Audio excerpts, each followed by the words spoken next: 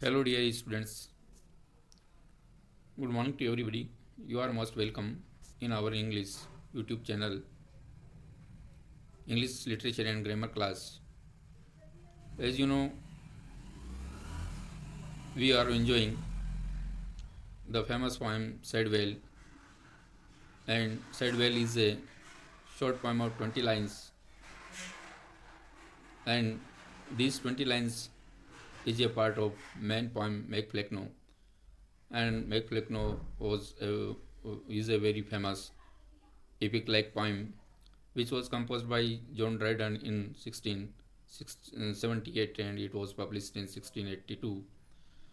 And I have already told you about Dryden, as Dryden was a great poet, dramatist, satirist, prose writer during the 17th century in England, and the period from 66 to 1700 is also known as the age of Dryden.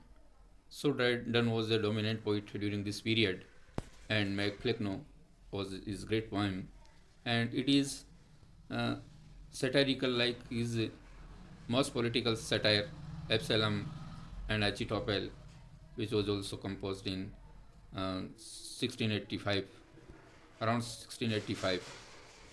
So Macflecknoe was a mock heroic epic poem, and it is direct attack on the competency of literary competency of Thomas Sedwell and his characteristics. Thomas Sedwell and and Flecknoe, Richard Flecknoe were contemporary poets and dramatists of Dryden, of the age of Dryden. So as Dryden was removed from the post of poet laureate in England, and Thomas Sedwell was appointed as the poet laureate in 1689 in England. So Dryden and Sedwell were great opponent and enemy on the basis of literary and political backgrounds. Dryden makes an sharp attack on both Sedwell as well as um, Richard Flecknoe. First, Richard Flecknoe, he first in 10 lines, Dryden makes an sharp attack and ridicules at the Richard Flecknoe, who considered himself as the main leader of nonsensical literary poets at that time in 17th century, and using Dryden by using warfare, verbal vocabulary and sentences, he makes this poem as an epic like poem, and he highlights Shadwell as well as Richard Flecknoe as if they were a great legendary person. So now let's start next 11 to 20 lines of this poem. In foregoing 10 lines, Dryden tells us that he opens his poem that all human beings are subject to decay, and when fate summons, monarchs must obey. He says that death is compulsory, and we all are human beings are mortal, and that's why um, we have to surrender before death. When the call comes from death, we have to accept it and we have to surrender before him, not only us but even The most powerful monarchs and kings also surrenders themselves before death. So death is powerful and compulsory, yeah, inevitable in the life of every persons and things on this earth. And he also attacks on Richard Flecknoe, as Richard Flecknoe was invited as a poet laureate, just like the in ancient time Augustine was also invited for being, you have to be the emperor of Roman Empire. That's like that. Um, Richard Flecknoe was invited to be the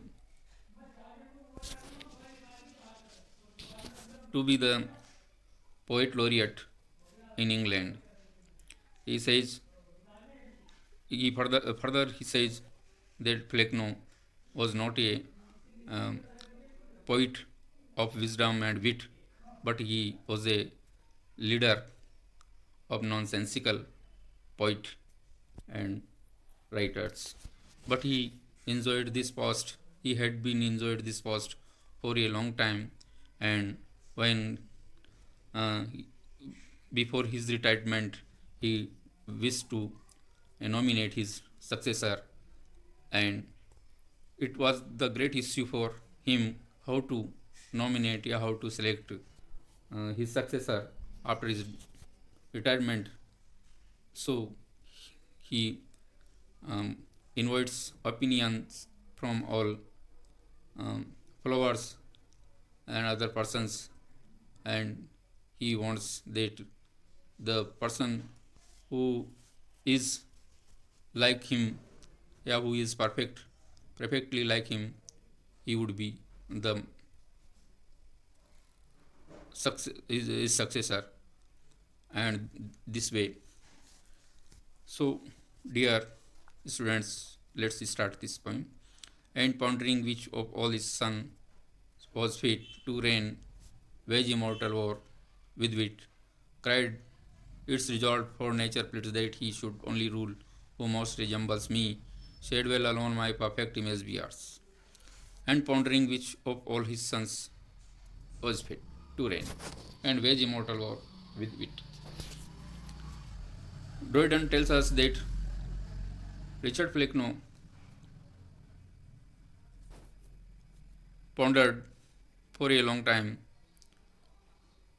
about, yeah, over the ability of his sons, his followers, and after pondering all the competencies of his sons, and he wants that one of that who who could, yeah, who would able to reign and wage an unending or against the wit and wisdom, such kind of his follower or, yeah, his son would be his successor. कहने का मतलब ये है कि फ्लेक्नो ये विचार करता है कि जो लंबे समय तक उसकी नॉनसेंसिकल लिटरेरी वर्ल्ड प्रशासन कर सकें और एक अनंत कभी ख़त्म न होने वाला युद्ध जो विट और विजडम के साथ जारी रखें, ऐसी काबिलियत रखने वाला व्यक्ति, उसके अनुयायियों में से कोई भी ऐसा व्यक्ति जो अनंत काल तक इस अनंत युद्ध को जारी रखें और उसके नॉनसेंसिकल लिटरेरी वर्ड पर शासन कर सकें, वही व्यक्ति उसका प्रोसेसर या सक्सेसर हो सकता है. Cried, it is resolved for nature pleads that. Cried, when he comes to know that it is resolved. कि yes, this problem has been resolved as he thought, thinks that for nature pleads, as nature has also its law, and according to natural law, he should only rule who most resemble me. He says that it is the natural rule that The king chooses, yeah, selects his successor who is like him, who is most like him. So in this way, he when he comes to this idea came into his mind, he cried loudly with pleasure, and he says that the answer is was discovered by him, and the problem was resolved automatically. So he comes to know, and he comes to resolutions that the one of my in any one of his followers who is mostly resembled with him and like him perfect, he would be able to be his successor. Said well alone my perfect image bears. And he announces and he declares and he makes his mind that the said well is only one his son who bears uh, complete his perfect image and mature in dullness from his tender years. And Thomas said well, who is also his follower, he he is a person of mature in dullness, ripe stupidity from his tender years, from his childhood days, yeah, from his childhood. It means he wants to say that Thomas said well, who is his son, and he is mostly perfect like him, and he is also enough mature in stupidity from his childhood days, and said well alone of my all sons, and said well alone eligible to be successor of his nonsensical literary world, and he who stand confirmed in full stupidity, and he is the only person who stood, yeah, he stands confirm 101% full stupidity like Plekno, like him is like himself, and he also comments on the rest to some friend, meaning make pretense, but said well never deviate into sense. The rest to some friend, the rest of his followers are not faint, meaning are not clear about their dullness and their nonsensical ideas and make pretense, and they are not true follower of his literary trends and culture. So he finds that rest of his followers are not deserved, ever not deserved to be his successor, but Sedwell is only one person who is perfect in full stupidity and to be the successor of his literary world. But Sedwell never deviated into sense. He Plegno declares that Sedwell is the only one person who never deviates into sense, who never try to look for into sense and wisdom. He is always remains himself from far from wisdom and sense. So Sedwell is the perfect and appropriate his son who had the quality of being to be his successor. In this way, dear participant, dear viewers, I want to clear these lines into Hindi.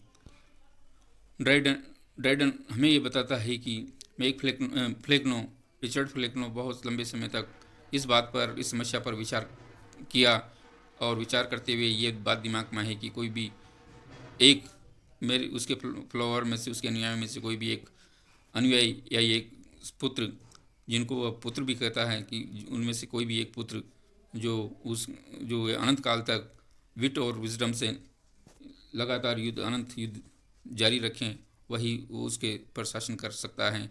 ये जब बात उसके दिमाग में आती है तो वो खुशी से क्राइड चिल्लाता है और वह कहता है कि इट्स रिजॉल्व ऑटोमेटिकली, कि ये तो अपने आप ही सुलझ गई, क्योंकि प्रकृति का भी नेचर प्लस प्रकृति का भी ये नियम है कि he should only rule who most resemble me, कि वही व्यक्ति उसका अनुयायी होगा, वही शासन करेगा जो उसके बिल्कुल मोस्ट अधिक कांश या सबसे अधिक उसकी समानता रखता हो। और इस मैटर में she'd well alone my perfect image bears, so प्रकृति के नियम के अनुसार जैसे राजा का उत्तराधिकारी जो उससे सबसे अधिक मिलता जुलता हो, उसके जैसा हो, वही उसका उत्तराधिकारी बनता है। तो इसी तरह से शेड वेल भी ओनली एक ऐसी इमेज है, हस्ती है या कवि है जो उसकी समानता पूर्ण समानता रखता है, और वह बचपन से ही mature intelligence from his tender years, और वो बचपन से ही स्टूपिडिटी मूर्खता में बिल्कुल परिपक्व हैं, और वही उन सब में से अकेला सेडवेल ऐसा व्यक्ति है जो अपनी फुल स्टूपिडी में हमेशा दृढ़ता से खड़ा रहता है। The rest to some paint meaning make pretence, बाकी रेस्ट मीन्स बाकी की उसके फ्लावर अपने आप में कन्फ्यूज्ड हैं और वे कभी भी सही डिसीजन नहीं लेते। सो सेडवेल ही एक ऐसा उसका पुत्र है, उसका अनुयायी है, जो कभी भी सेंस की तलाश करने के लिए या उस सेंस की तरफ, सेंस और विट को कभी नहीं अपना सकता, वह उनसे हमेशा दूर रहता है। Dear viewers, these lines are composed in were composed in heroic couplet, and the rhyming, as you know, in heroic couplets rhyme scheme is the equal pretense, sense, stupidity. So this poem is heroic couplet, and Sedwell is highlighted as the prince who is going to take the going to be a successor of Richard Flecknoe in the nonsensical literary world. That's all today. Thank you.